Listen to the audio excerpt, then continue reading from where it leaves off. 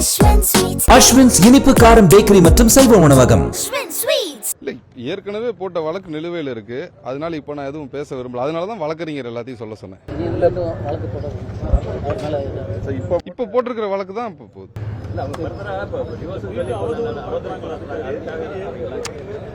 இந்த மைக்கு புலிகேசிக்கெல்லாம் நான் ரியாக்ட் பண்ண விரும்பல. விடுங்க, பார்த்து தனிப்பட்ட நபராக வந்து நீங்கள் வந்து வழக்கு தொடர்ந்து நீங்கள் வந்து போலீஸர் வந்து இந்த கோர்ட்டில் நிறைய பேர் இது பண்ணுறாங்க நிற்கிறாங்க அப்படின்னு அதெல்லாம் வழக்கறிஞர் பார்த்துக்குவார். விடுங்க. இன்றைய தினம் கனம் நீதிமன்றத்தில் காவல்துறை மண்டல துணைத் தலைவராக இருக்கக்கூடிய திரு வருண்குமார் IPS அவர்கள் நீதிமன்றத்தில் ஆஜராகி இருந்தார்கள். இன்றைய தினம் திரு சீமான் அவர்களுக்கு நீதிமன்றம் மூலம் நோட்டீஸ் அனுப்பப்பட்டிருந்தது. அந்த நோட்டீஸை அவர் பெற்றுக்கொள்ளவில்லை என்ற காரணத்தை நீதிமன்றம் ஏற்றுக்கொண்டு வருகின்ற 7/4/2025 அன்று அவர் நேரடியாக நீதிமன்றத்தில் ஆஜராக வேண்டும் என்று உத்தரவு பிறப்பிக்கப்பட்டுள்ளது.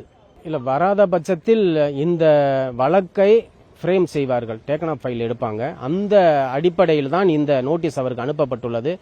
இந்த BNSS பற்றி ஒரு வழக்கை பிரைவேட் தனிப்பட்ட முறையில் தாக்கல் செய்யக்கூடிய நபர் அதை பெற்றுக்கொண்டு கனம் நீதிமன்றம் அதை பரிசீலனை செய்து சம்பந்தப்பட்ட குற்றம் சாட்டப்பட்டுள்ள அந்த நபருக்கு அந்த பிரதிவாதியாக இருக்கக்கூடிய அந்த நபருக்கு வந்து நீதிமன்றம் நோட்டீஸ் அனுப்புவது அது சட்ட வழிமுறை. அதன் அடிப்படையில் அவர்கள் அனுப்பினார்கள்.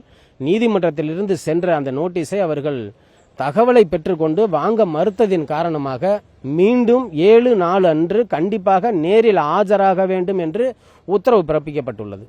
அன்றைய தினம் திரு சீமான் அவர்கள் 7/4 அன்று அவர் ஆஜரானால், ஆஜராகவில்லை என்றால் கனம் நீதிமன்றம் அதன் அடுத்து உத்தரவுகளை பிறப்பிக்கும். செய்திகளை உடனுக்குடனும் துல்லியமாகவும் தெரிந்து கொள்ள சப்ஸ்கிரைப் பண்ணுங்க.